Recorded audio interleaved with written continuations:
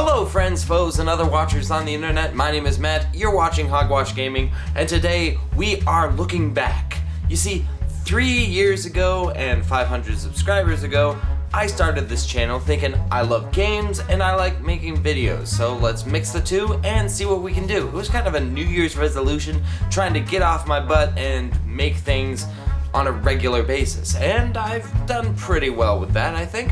And the first video I made was on a game that I loved called Munchkin. And I still think it's a great game. I don't play it as often as I used to, but one thing that I noticed about the video is it's terrible. And a lot of people have pointed that out to me. So I'm gonna do this great game some justice by taking you back to learn Munchkin.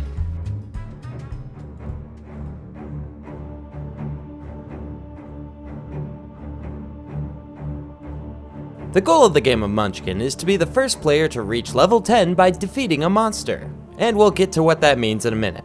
To begin the game, first you have to have a way to track levels for each player. You can use a piece of paper, dice, or even an app.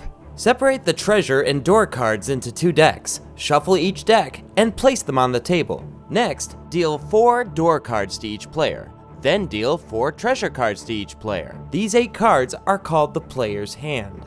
Next, players put any equipment, race, or class cards from their deck into play that they desire. I'll talk about these later. And then, in some semi-civilized manner, decide who goes first. I found rolling the die settles things in a pinch. When starting your turn, make sure that you have played all the cards in your hand that you want to. You want to be ready for the first phase. Phase 1, kick open a door. Flip over the top card of the door deck so that everyone can see it. If it's a monster card, it will have a level number at the top, as well as a bad stuff category under the description. If you flip over a monster card by opening a door, you must enter combat with it. Again, something we'll touch on later. Another card you might turn over when you open a door is a curse card. These cards affect your character immediately, and then go into the door discard pile, unless the card indicates differently. If you can't follow the directions on the card, say this one tells you to lose your armor, but you don't have any armor to lose, then nothing happens to you. If the card is neither a curse nor a monster, then you take the card and put it into your hand, or you may play it immediately. Phase 2, looting the room, or looking for trouble. If you didn't find a monster when you kicked open a door, then you have 2 options. You can look for trouble by playing a monster from your hand and entering combat with it, or you may loot the room by taking the top card from the door deck. No one else needs to see this one, unless you play it immediately. Phase 3, charity. You must end your turn with 5 or less cards in your hand. You can get extra cards out of your hand by playing them, but if you don't want to do that, then you must donate them to the player who has the lowest level. If there's a tie, then the extra cards must be split evenly amongst those players, and if you are the one with the lowest level, just discard your extra cards into the corresponding discard piles.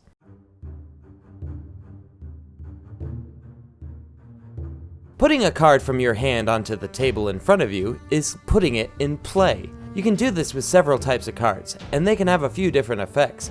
Race and class cards give your character different abilities that can help or at times hinder you during the game. You may only have one of each of these cards at a time, unless you play a card that allows you to have more.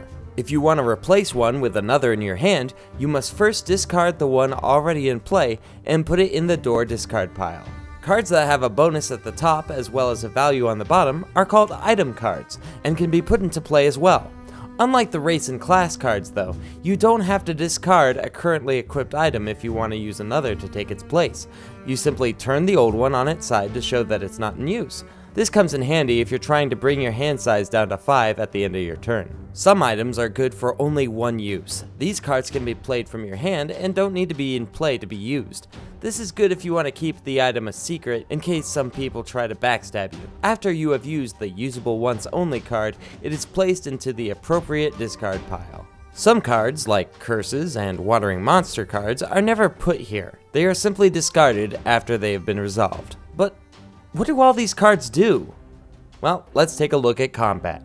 Okay, you're facing a monster. Maybe you opened a door and found it, perhaps you didn't find a monster in the room so you looked for trouble. Either way, this thing has treasure, and even more importantly, defeating it means going up a level.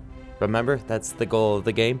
Okay. When in combat, a player adds their equipment bonuses with their current level and compares that to the monster's level. If the player's total beats the monster's total, then the player wins and gets all the treasure and the levels correspondingly. However, sometimes the player just doesn't have what it takes to take on a monster all by his lonesome. That's when bargaining comes in. The player can ask another player to help by adding their score to the player's. Usually, the other player will want something in return, and seeing as only the original player gets a level up for defeating his monster, the deal needs to be pretty good. Players can offer items or treasure as payment for help, or perhaps a little goodwill next time the helper's in a bind. And no, a player cannot join forces with the monster and add their total to the monster's level. However, during combat, there are cards that any player can play that can really mess things up for the ones fighting the monster. Curse cards can be played, as well as cards that add to the strength of the monster. There are also really irritating ones that end the fight and leaves no winner. If you can't win the fight, the best thing to do is to try to run away. Every player in combat rolls the die, and if a player gets 5 or more, then they escape and none of the bad stuff happens to that player. If they don't escape, the monster's bad stuff is applied to them. There is a lot more to this game, and there are many versions of the game out there. So I'm not going to explain them all, but maybe if you like this video and want to see some more fun tricks and mixes, I'll make a part 2. And until next time, this is Hogwash, over and out. I'll catch you later.